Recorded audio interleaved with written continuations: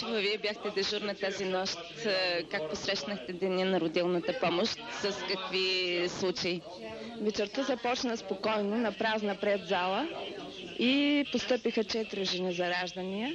За първото раждане, едно от ражданията беше бебенцето беше с завита пътна връв и следено под мониторен контрол.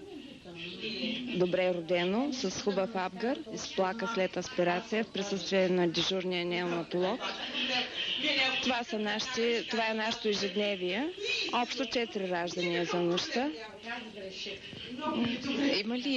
Има ли бебета тази година? Тази година до този момент от нова година са се родили 99 бебета. Прави ли ви впечатление да има повече раждания?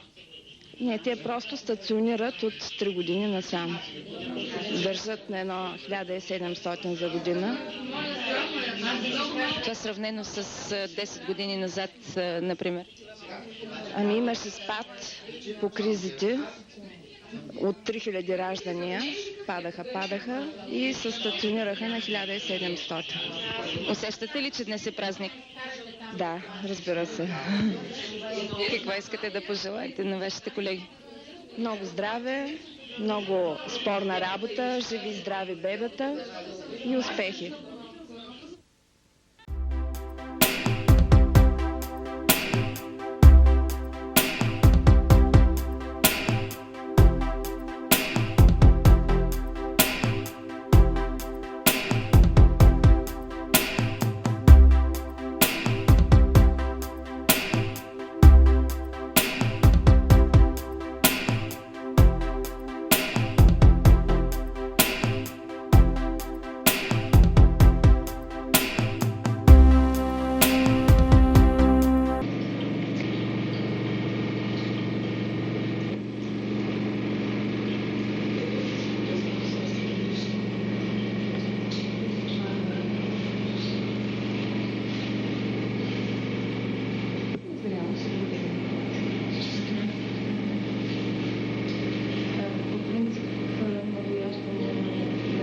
Отделението през 1998 година преминаха 1682 деца.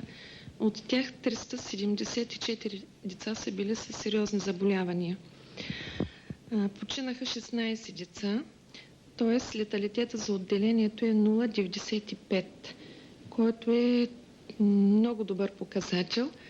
От тези починали деца 43,75% са децата с вродени аномалии, несъвместими с живота. От починалите деца само 4 са на термин родени, но 4 са с аномалии, несъвместими с живота, включително и иноперабилни.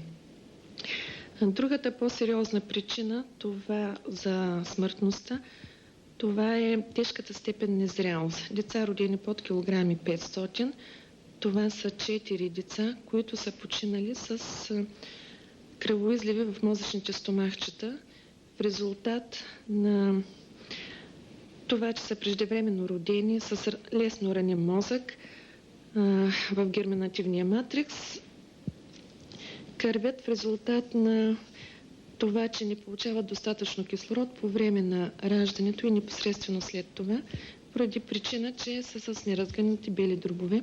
Тези деца са били на командно дишане, въпреки това не сме успели да ги спасим.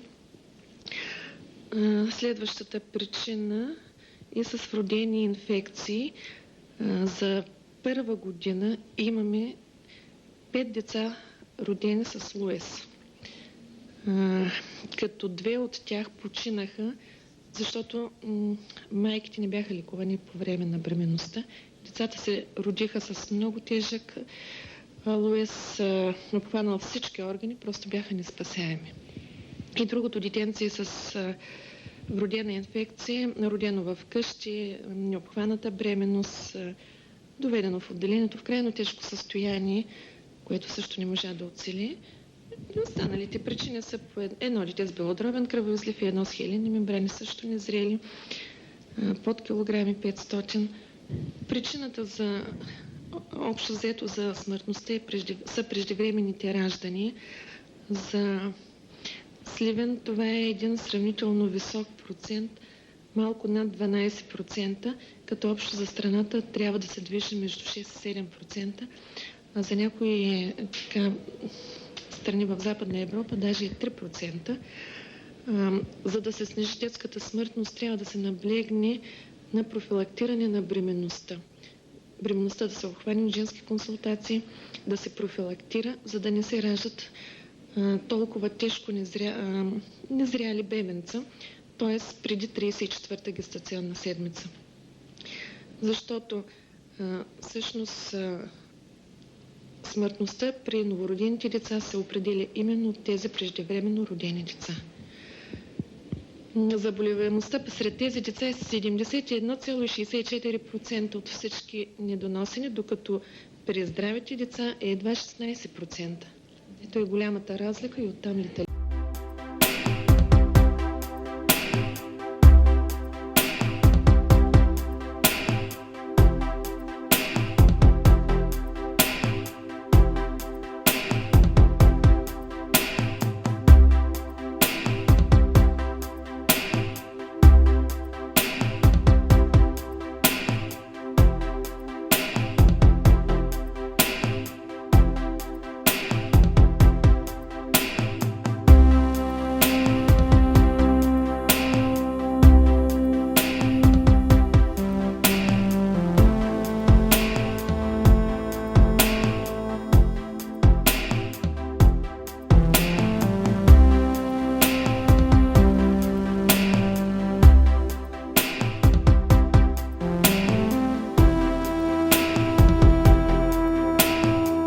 съм идвал с чувството на удовлетвореност, винаги с радост и може би, както ме питат някой, какво би направил, каква професия би си избрал, пак ще избира акушерство и гинекология.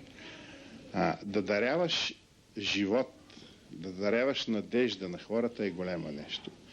Така се случи и така и с почти всички колеги така дойдоха и така работят. Макар че за сега някои се опитват да очернат лекарското съсловие, но не е така. Лекара се раздава многократно. Нищо не може да плати и нищо не плаща труда и треперенето около раждането на всяка родилка. Аз не знам дали има жена, която да не си спомня този, който е помогнал да дари живот. Зачита ли се според вас все още този ден, Деня на родилната помощ? За съжаление, като че взе да се забравя. Аз често пъти си правя собствено и питам, кажи при кой лекар и при коя акушерка се родили, и млади момичета, млади жени не могат да кажат. Скоро бях за коледните празници на един празник, на една маса, и изведнъж ми стана и неудобно, и приятно, защото и 6 жени, които бяха на тая маса и бяха съвсем случайни, казаха: доктор Иванов, вие сте ни забрали, но ние и 3 и 6 сме раждали при вас. Така че това е удовлетворението, което човек го има.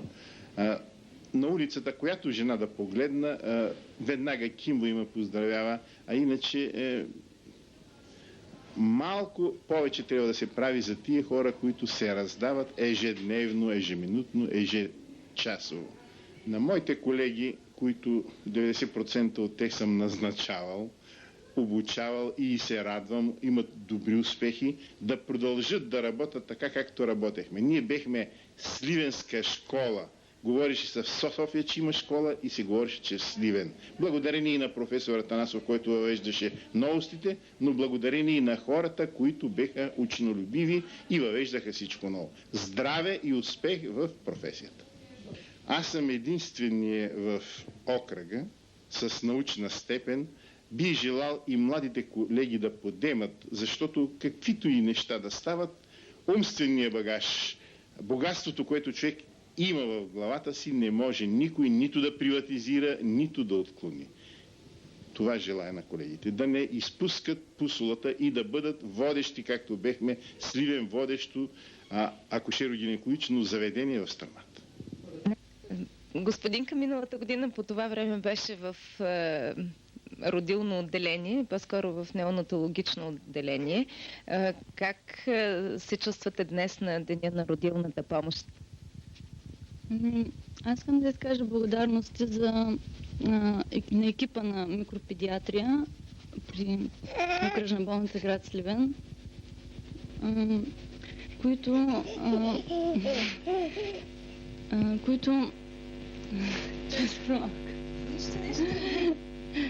които направиха всичко възможно, за да спасят дъщеря ми и правят всичко възможно за децата, които се раждат. Това е. На кого искаш да благодариш? Най-вече на доктор Минчева. Тя е завеждащ микропедиатрия, на доктор Марчева и на акушерката Ани Димитрова.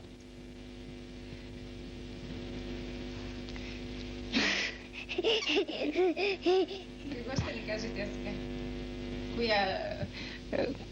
Какво казва вече? Коя думичка казва? Тя казва тати, баба, не и мама. Това е по-лесно.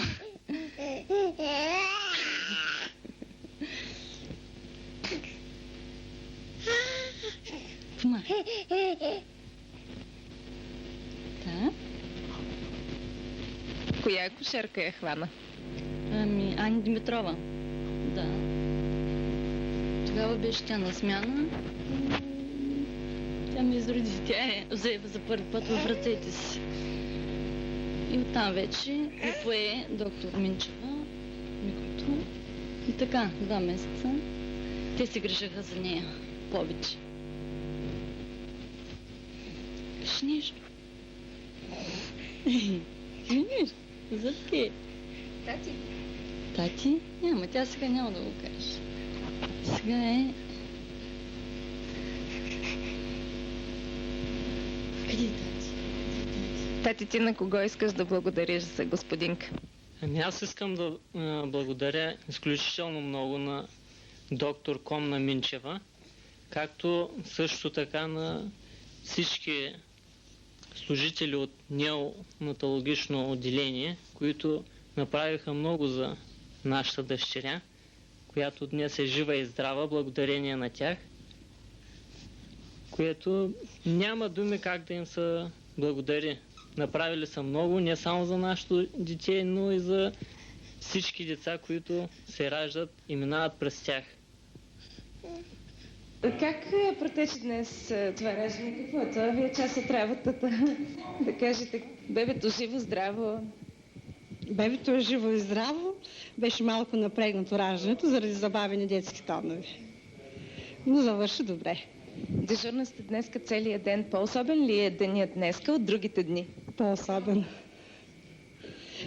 Въпреки напрежението, колежките се погрижаха за радостни моменти тук в залата. Не, те са тук. В момента, в който ще вадят, ето там, до това може да... Искат да изчакат детето тук. Да, изчакайте още, нека да почнем да вадите. Секунда да почнем да вадите. Стане лошо. Някъде стане наистина лошо.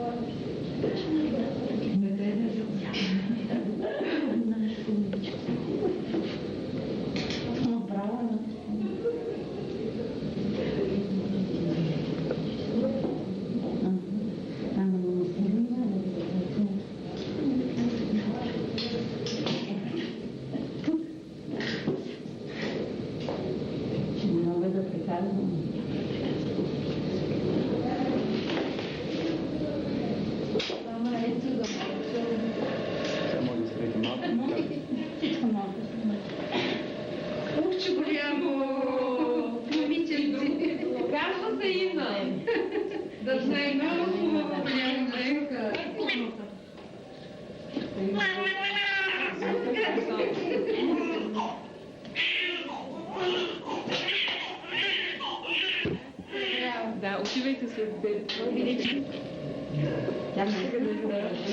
Наистина е, че е българка.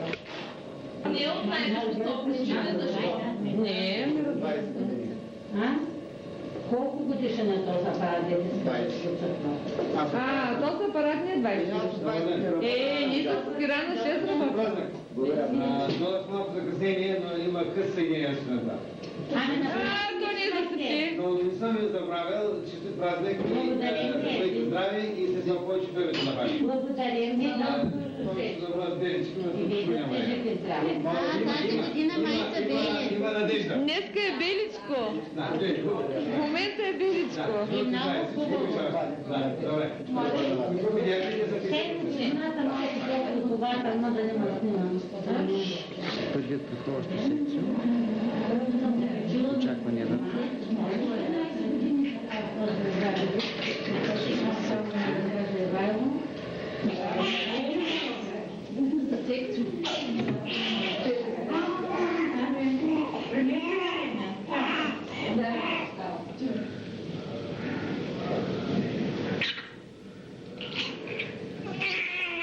От другата страна там ще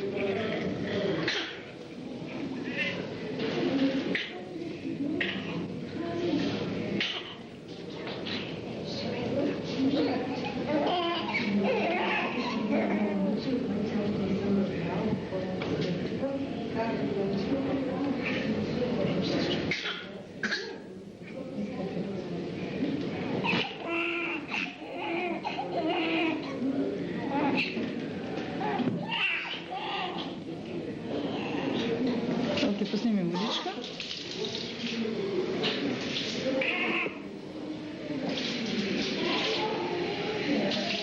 Още е толкова.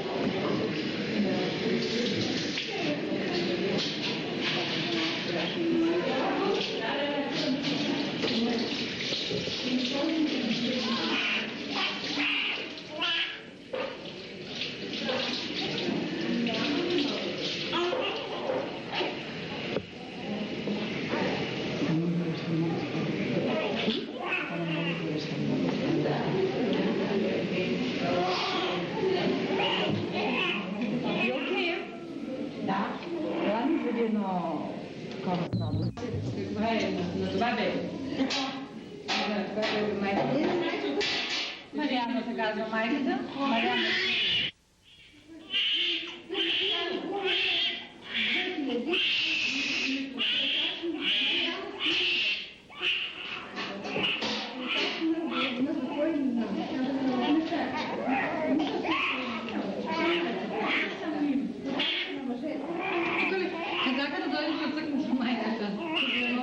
Килограм 650 грама е бебето. 3650. Доктор Кузманова току-що завърши благополучно една операция, на която вие бяхте главно действащо лице. Как се чувствате? Нищо особено не мога да кажа. Това е един съвсем нормален случай. В патологична бременност постъпват жени, които се подготвят за планова оперативна интервенция. И това е една от жените, която е с вторично секцио. Българка на 29 години, роди се едно хубаво дете. Всички се радваме за това нещо, че на днешния ден се случи. Жената е няколко дена след термин, подготвена е и е с кръвно заболяване. Консултирана е с колегите в първо вътрешно отделение и просто случай беше готов за днеска. Вие сте завеждащ отделение патологична бременност. Има ли... Колко са жените, които лежат при вас и какви са особените случаи там? Аз работя с един чудесен колектив. Колегите, с които работя, мога да разчитам на тях. Дълго време бях в отпуска, от няколко дни съм на работа. Нищо не се е случило, което изобщо да бъде пропуснато. Това са доктор Симичиева, доктор Бозуков.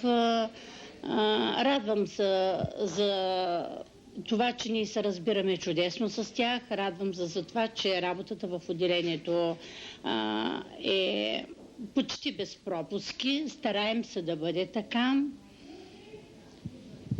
апаратурата как е? За апаратурата за сега няма да говорим. Надявам се и много вярвам, че в много близко време ще настъпят промени, които ще накарат и просто ще помогнат на колегите, младите, да работят много по-добре, отколкото ние до сега сме работили. Коментирайте и третия етап в законодателството, свързан сега с болниците. Много от нещата не са ясни на колегите, не са ясни и на мене. Ние ще чакаме, може би, промени, които ще настъпят и ще бъдат приети в парламента. Аз поне се надявам така. Много са, според мен, нещата, които не са дообмислени и много неща трябва да се променят за в бъдеще. Закона за съсловната организация удовлетворява ли ви вас за задължителното членуване в Лекарския съюз? Специално мен да. Не смятам, че това е нещо, което може да попречи на работата. Почти всички колеги гинеколози имаме частни кабинети, почти всички работим, разбираме се помежду си. И аз поне смятам, че не е настъпило нищо между нас, което да пречи на работата ни в отделенията. Какво искате да пожелаете днес на вашите колеги, на родилките, на бебетата в този град? Пожелавам на всички колеги много здраве. Според мен това е най-важното. Пожелавам им да бъдат винаги усмихнати. Искаме се, когато сутрин се срещнем на рапортите, също да няма никакви проблеми и да няма между нас разногласия. А на жените пожелавам, на младите жени, на жените, които са във възрастта между съвсем така около 18 и 20 години, да си мислят много за това дали да направят, да прекъснат бременността или не. Искаме се да намалеят абортите в този град. А те са много. Много са и то на жените между 16 и 18 годишна възраст.